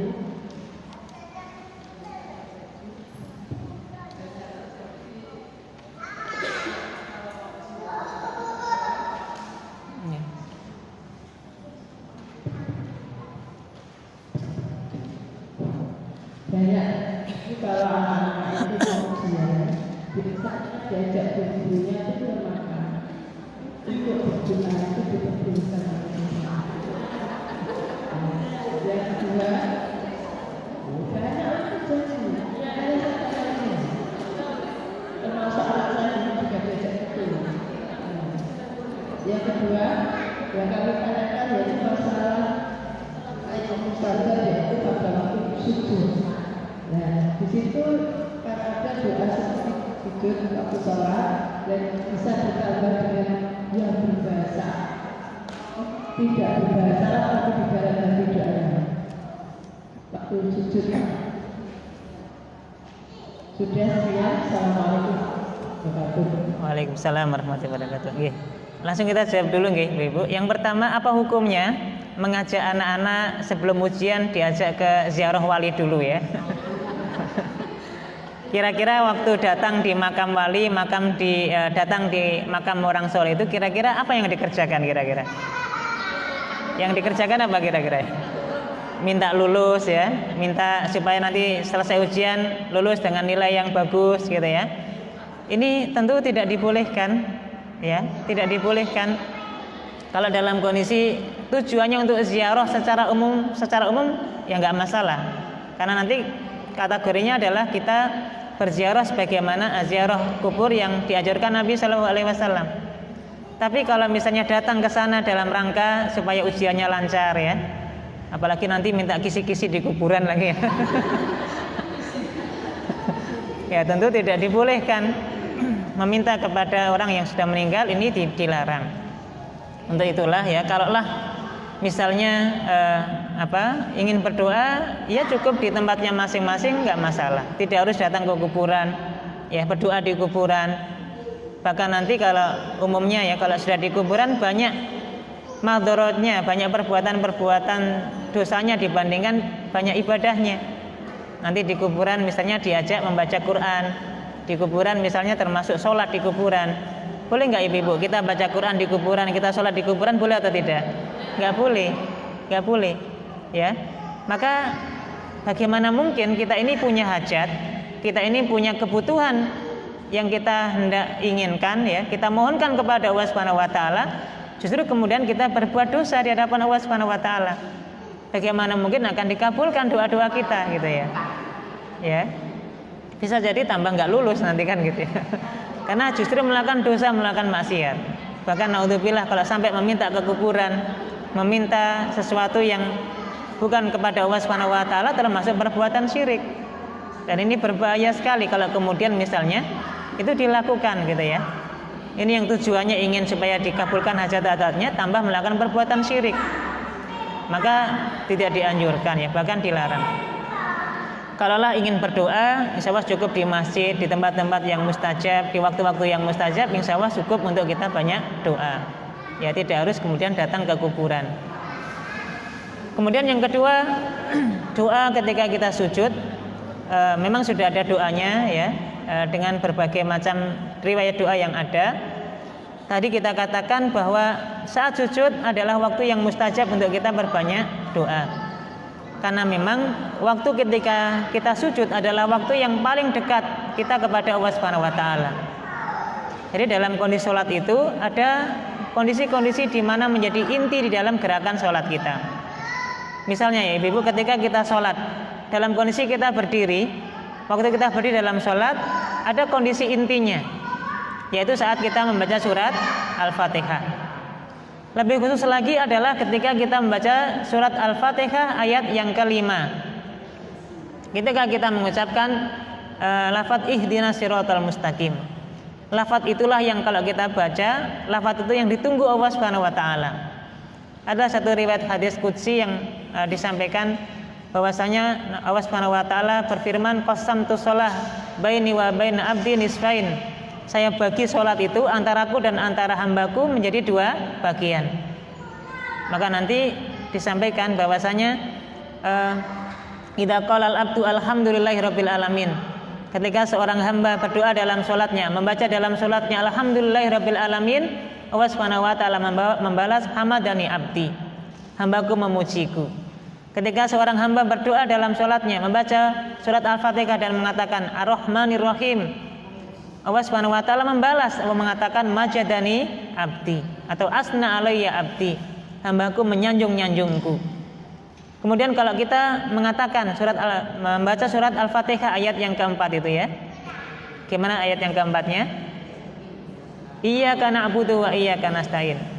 Allah Subhanahu wa taala juga membalasnya dengan mengatakan majadani atau asna alayya abdi, hambaku memuji-muji dan mengagungkanku.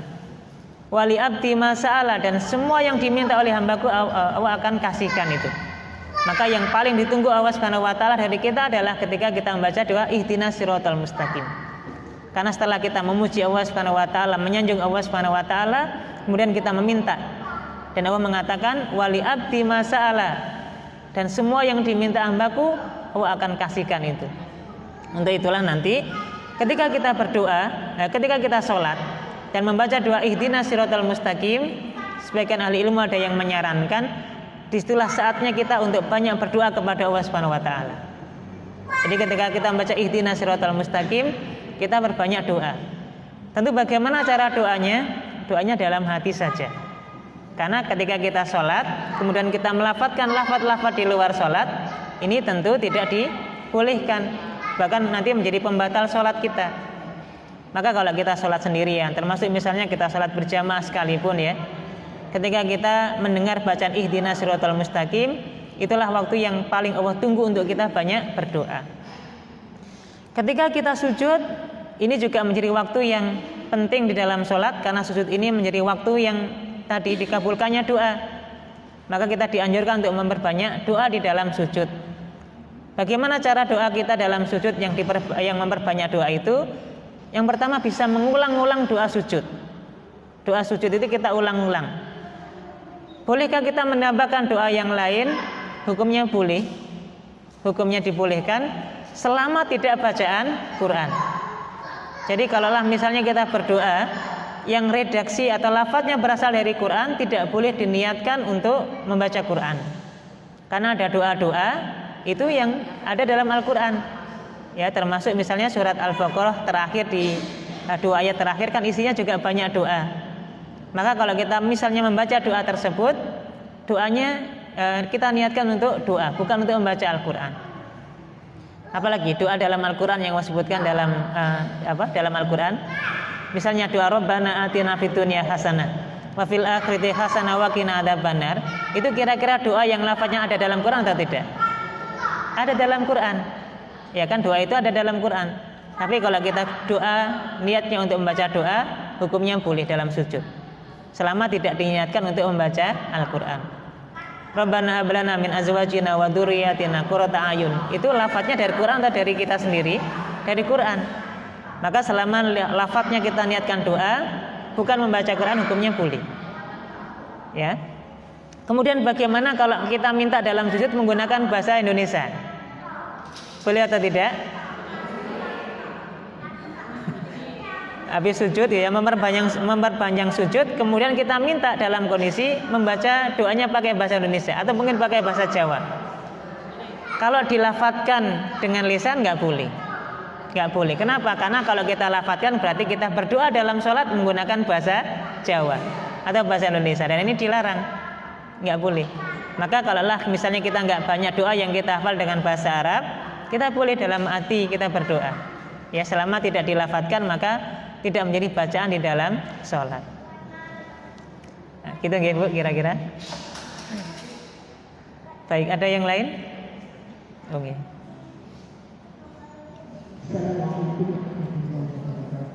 Waalaikumsalam warahmatullahi.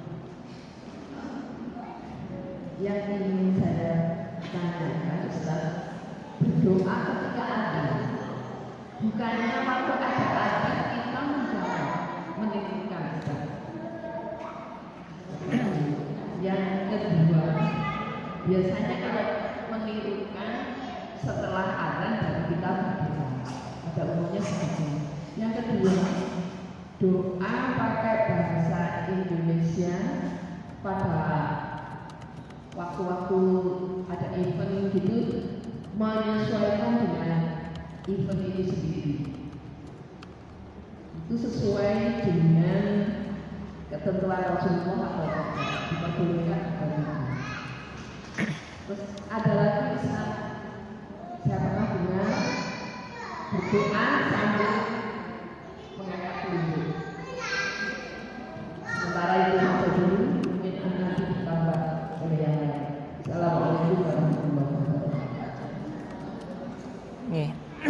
Baik, yang pertama tentang doa saat adzan ya. Ini secara umum bahwa saat adzan itu adalah doa yang diijabah, waktu yang diijabah, doa-doa yang kita mohonkan kepada Allah Subhanahu wa taala. Sehingga nanti ibu-ibu bahwa ketika adzan berkumandang ya, yang lebih utama memang adalah menjawab adzan. Ada satu riwayat hadis Nabi Shallallahu alaihi wasallam, barang siapa yang kemudian ketika mendengar adzan kemudian dia mengikuti sebagaimana yang diucapkan oleh seorang muadzin, Allahu Akbar, dia jawab dengan Allahu Akbar. Semuanya dijawab sebagaimana ungkapan muadzin kecuali lafaz hayya 'alas shalah.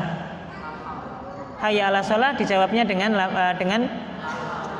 dengan jawaban la haula wala quwata illa billah. Hayya 'alal falah jawabannya sama ya, la haula wala quwata illa billah. Kemudian setelah adzan dia berdoa Allahumma rabb hadhihi da'wati tammah wa sholatil qa'imah ati Muhammadanil wasilata wal fadilah wa ba'ashu maqama mahmudanil ladzi wa'atta. Ada innaka la tuhribul mi'at? Dalam hadisnya tidak ada. Jadi sampai di lafaz itu saja. Nah, barang siapa yang menjawab adzan kemudian selesai menjawab adzan dan dia berdoa dengan doa tersebut, Nabi mengatakan halat syafaati, maka orang tersebut berhak mendapatkan syafaatku. Jadi mohon maaf ya, kita ini sering kita berharap mendapatkan syafaat Nabi Shallallahu alaihi wasallam, dapat bantuan dari Nabi Shallallahu alaihi wasallam, tapi kita nggak pernah mengamalkan amalan yang bisa menjadi penyebab kita dapat syafaatnya Nabi. Kita selalu berharap siang malam semoga dapat syafaat Nabi, amin gitu kan biasanya kan. Tapi kita nggak pernah mengamalkan amalan yang bisa mendatangkan syafaat Nabi. Salah satunya apa? Salah satunya adalah tadi berdoa setelah adzan dan menjawabnya tentunya sebelumnya. Ini menjadi amalan yang menjadikan kita dapat syafaatnya Nabi Sallallahu Alaihi Wasallam. Ya, tentu ini yang utama, yang afdal untuk kita lakukan.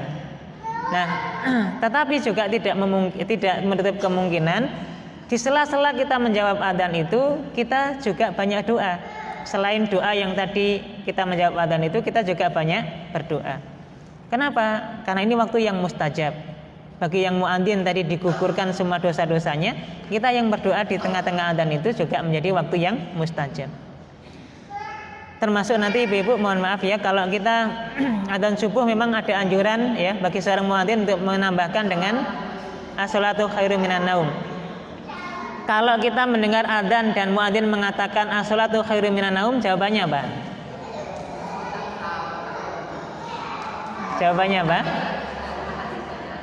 Kalau kita lihat panduannya, Nabi SAW mengisyaratkan dalam riwayat hadis tersebut, semua lafaz adzan dijawab dengan lafaz yang sama kecuali lafaz hayya 'alas shalah sama hayya 'alal falah. La haula wala quwata illa billah.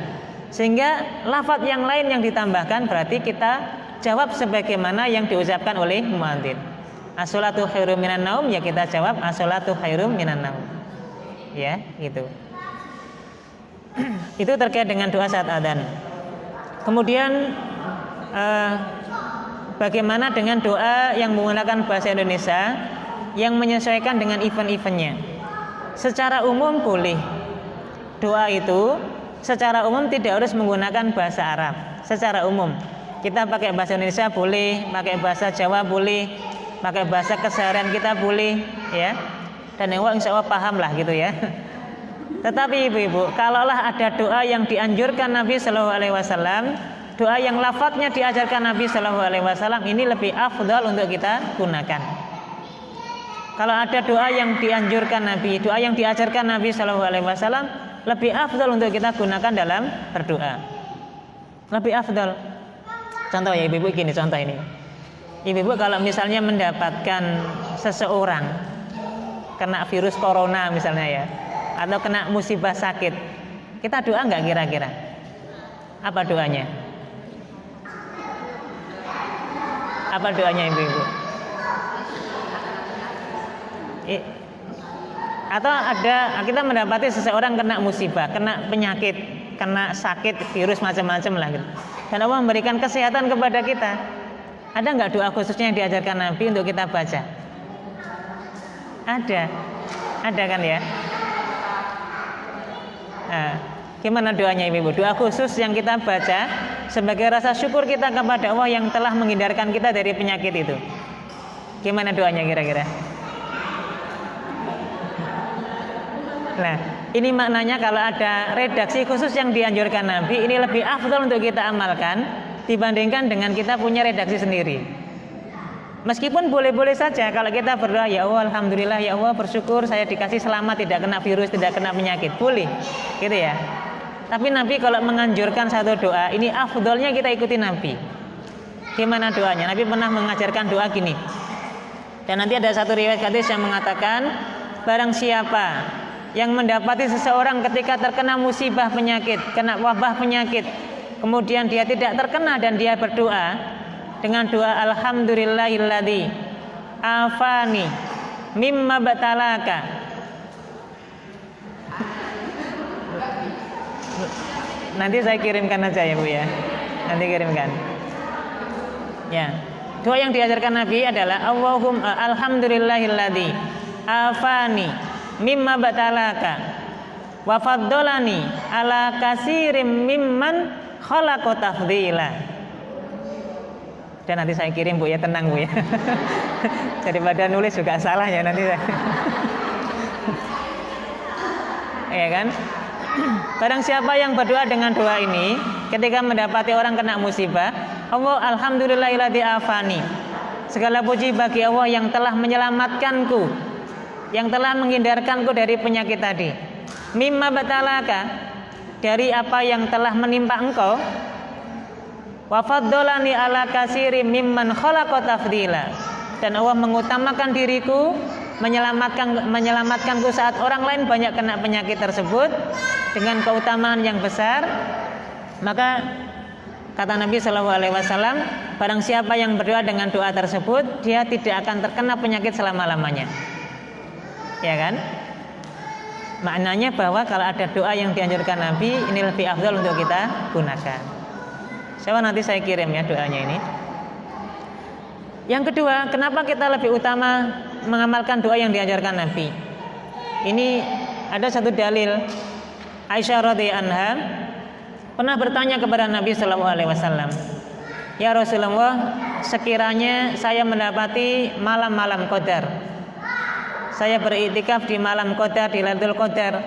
Kemudian Allah Subhanahu wa taala mengkaruniakan kepadaku tentang malam Qadar itu. Maka doa apakah yang layak saya mohonkan kepada Allah Subhanahu wa taala?" Ini maknanya apa? Aisyah radhiyallahu anha juga pintar. Aisyah radhiyallahu anha juga berbahasa Arab di dalam kesehariannya. Tapi dalam masalah doa masih bertanya kepada Nabi sallallahu alaihi wasallam, doa apa yang afdal untuk saya baca di malam Qadar itu? Menandakan kalau ada doa yang diajarkan Nabi, ini lebih utama untuk kita kerjakan. Apa ibu-ibu doanya? Apa doanya kalau kita mendapati malam Qadar itu? Gimana? Allahumma innaka afun tuhibbul afwa fa'fu anni. Apakah ada tambahnya Allahumma innaka afun karim? Ada karimnya atau tidak? Tidak ada. Allahumma innaka afun tuhibbul afwa fa'fu anni. Atau juga Nabi mengajarkan doa. Nabi mengajarkan doa untuk Allahumma inna nas'aluka ridhaka wal jannah wa na'udzubika min sakhatika wan nar. Nah, doa ini yang kita afdol, kita utama untuk baca. Sehingga doa di momen-momen khusus pakai bahasa Indonesia hukumnya boleh-boleh saja ya. Boleh-boleh saja, tapi afdolnya adalah kita berdoa sebagaimana doa yang Nabi contohkan, Nabi ajarkan kepada kita. Apakah ada anjuran saat doa kita mengangkat satu jari seperti ini? Jari telunjuk kayak gini ya. Ini biasanya mungkin ibu-ibu lihatnya ketika khotib berdoa ya. Sebenarnya yang dianjurkan Nabi tadi adalah mengangkat kedua tangan. Mengangkat kedua tangan. Adapun mengangkat satu jari seperti ini, umumnya dulu orang-orang Arab atau masyarakat Arab waktu itu mengangkat jari seperti ini dalam rangka melafadzkan kalimat syahadat. Asyhadu alla ilaha illallah wa asyhadu anna Muhammadar Rasulullah, itu sambil mengangkat seperti ini. Isyarat bahwa Allah Subhanahu wa taala lah satu-satunya Tuhan yang patut diibadahi. Gitu ya. Jadi kayak gini, ini isyarat yang kita melafadzkan kalimat-kalimat tauhid. Asyhadu alla ilaha illallah wa asyhadu anna Muhammadar Rasulullah. Inilah yang menjadi dalil juga ibu-ibu. Mohon maaf kalau ibu-ibu sholat dalam kondisi at-tahiyat itu, saat melakukan at-tahiyat, saat juting itu waktu kapan mulainya?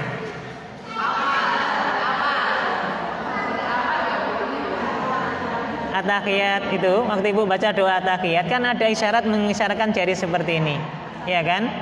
Yang Nabi mengisyaratkan sampai nanti membentuk angka 53. Ini penting ibu-ibu ya, karena Nabi mengisyaratkan 53. Maka juting itu ada aturannya, tidak sembarangan. Nabi mengisyaratkan 53. Maknanya apa? 53 itu adalah kondisinya jari jempol ini kan nanti istilahnya sampai atau nempel di jari tengah. Kemudian jari-jari yang lain mengikuti di belakangnya. Seperti ini kan? Maka nanti Nabi mengisyaratkan membentuk angka 53. Di mana 53-nya ini? Di mana angka 53-nya? Nah, maka yang pertama bulatan ini bulatan ini 5, kemudian 3-nya ini 3 ya, angka 3 yang pakai bahasa Arab ini. Angka 3 ini 53. Ya kan? Maka nggak boleh kemudian juting itu terus kayak gini gitu ya misalnya. Apalagi misalnya orang Jawa terus jutingnya kayak gini jempol gitu ya. Nggak ada. Ya kan? Ya. Bagaimana dengan yang digerak-gerakkan ya? Itu juga nanti ada dalilnya juga. Pada dasarnya ada yang membolehkan, ada yang juga tidak membolehkan. Dua-duanya boleh. Ibu-ibu yang lebih yakin menggerakkan boleh digerakkan. Yang tidak juga boleh. Masing-masing punya dalil. Masing-masing punya dalil. Nah, poinnya ibu-ibu tadi waktu kita menggerakkan jari seperti ini, waktu kita juting kayak gini, kapan kita mulainya? Kapan kita mulainya? Nah, para ulama beda pendapat. Kalau mazhabnya Imam Malik termasuk nanti mazhabnya Imam Syafi'i, dimulai dari awal kita memulai baca at-tahiyat. Tapi khusus bagi Imam Abu Hanifah berpendapat bahwa kita mengangkat jari seperti ini saat kita membaca tasyahudnya, saat kita membaca doa asyhadu alla ilaha illallah, saat membaca kalimat syahadat tadi. Apa dalilnya Imam Abu Hanifah? Karena merujuk pada umumnya kebiasaan masyarakat kalau mengucapkan kalimat syahadat itu sambil mengisyaratkan jari seperti ini. Ini dalam mazhabnya Imam Abu Hanifah. Maka kembali pada ketentuan umumnya, doa itu anjurannya adalah mengangkat kedua tangan. Adapun sangat mungkin dalam doa itu ada kalimat syahadat, boleh-boleh saja kita seperti ini. Tapi setelah ini ya kembali kepada mengangkat mengangkat kedua tangan. Gitu nggih kira-kira? Ada lagi nggih? Ya. Yang mana dulu? Ya sini dulu nggih supaya imbang nanti nggih. Waalaikumsalam warahmatullahi wabarakatuh. Adab nggih Bu, adab.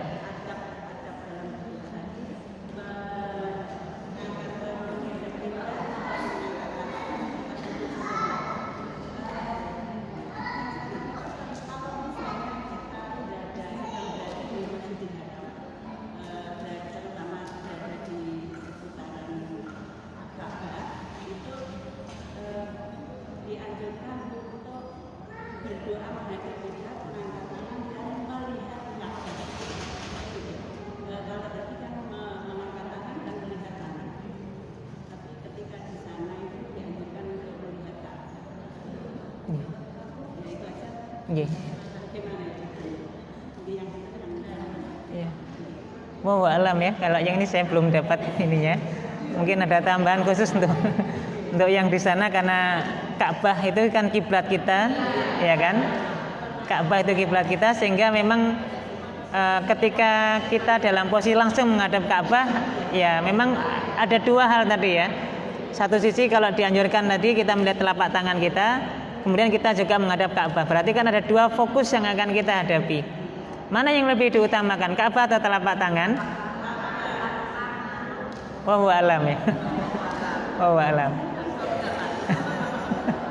Wallahu alam. Ya. Karena memang secara umum tadi ada anjuran untuk menghadap ke arah kiblat, dan bagi kita yang tidak langsung berhadapan dengan Ka'bah ya, isyaratnya adalah mewajibkan menghadapkan wajah kita ke kiblat. Tetapi ketika tidak ada kiblat atau Ka'bahnya secara langsung, fokus kita adalah menghadapnya ke telapak tangan. Nah, sekarang kalau kita berdoa di depan Ka'bah, yang ada Ka'bah di depan kita, ini berarti tetap fokusnya di telapak tangan atau Ka'bahnya gitu ya. Wah, alam Ibu ya, PR Bu ya.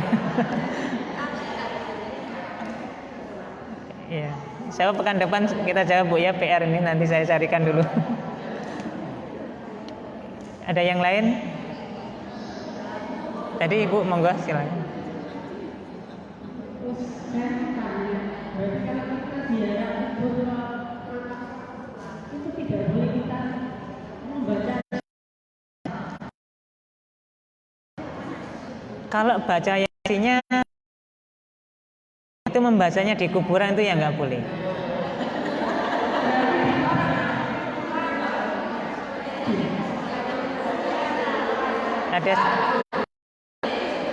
Jadi yang nggak bolehnya itu membaca Qur'annya di kuburan, itu nggak boleh. Kita nggak boleh membaca Qur'an di kuburan. Nabi menyampaikan dalam satu riwayat hadis, la taj'alu buyutakum qubura. La taj'alu buyutakum. Jangan jadikan seperti kuburan. Jangan jadikan rumah-rumah kalian seperti kuburan. Maknanya apa? Dalam hadis yang lain Nabi memerintahkan kita untuk menerangi rumah kita dengan membaca ayat-ayat Al-Qur'an. Bahkan kemarin pernah kita sampaikan ya, barang siapa yang membaca surat Al-Baqarah di rumahnya akan terbebas dari gangguan setan. Barang siapa yang membaca Quran di rumah, maka rumah itu ada cahaya dan seterusnya, kan gitu ya kurang lebihnya. Maka kita diperintahkan untuk menghiasi rumah kita dengan bacaan Quran. Kemudian Nabi mengatakan, la buyutakum qubura. Jangan jadikan rumah-rumah kalian seperti kuburan. Maknanya apa? Kalau kuburan berarti kita dilarang untuk membaca. Kalau di rumah kita diperintahkan untuk baca Quran, kalau di kuburan kita dilarang untuk membaca Quran. Sehingga kalaulah kita ingin berdoa untuk orang tua yang dalam kondisi sudah meninggal, sudah dikubur, ya, kan boleh kita berdoa di kuburan, kan boleh ya Bu ya. Tapi untuk membaca Quran di kuburannya ini yang nggak boleh. Ya, terlepas dari cetakan khusus ada tahlil Yasin dan seterusnya ya. Nah, ini kadang-kadang juga dikasih gambar orang yang meninggal juga. Ya memang ini bukan Quran, bukan dikatakan, tapi kan membaca Yasin itu bagian dari Quran. Ya kan? Yasin ini bagian dari Quran. Ya, maka ibu-ibu mohon maaf ya kalau biasa Yasinan sekali-kalilah jadi Al-Baqarahan atau apa gitu ya. Karena Quran itu enggak hanya Yasin gitu maknanya ya. Dan kita enggak memungkiri semua lafaz Quran, semua ayat Quran punya keutamaannya kan gitu ya.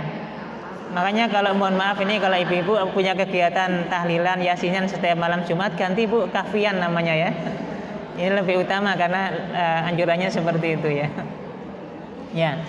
Jadi boleh nggak apa-apa mendoakan orang tua yang sudah dikubur ya, mendoakan keselamatan, kebaikan boleh.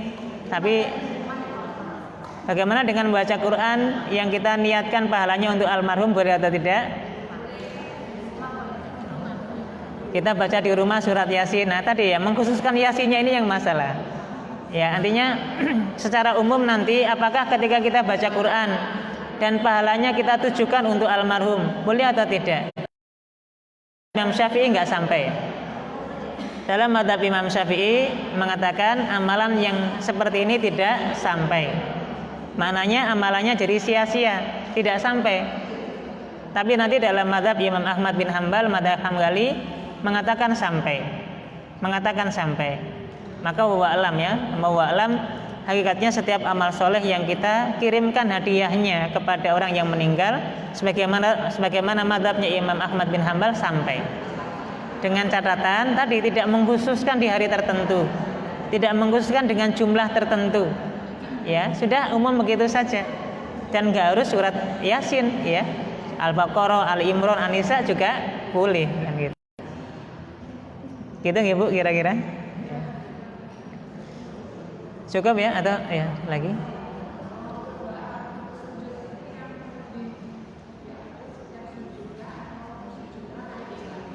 Nah, ini Ibu-ibu ya. Secara umum di setiap sujud, secara umum di setiap sujud kita dianjurkan untuk memperbanyak doa. Tidak mengkhususkan di sujud terakhir ya. Dan ini mohon maaf ini kalau kita lihat bagaimana sholat Nabi, justru kalau kita lihat sholat Nabi itu kondisi sholatnya adalah yang rakaat pertama lebih lama, rukuknya lebih panjang, sujudnya lebih panjang.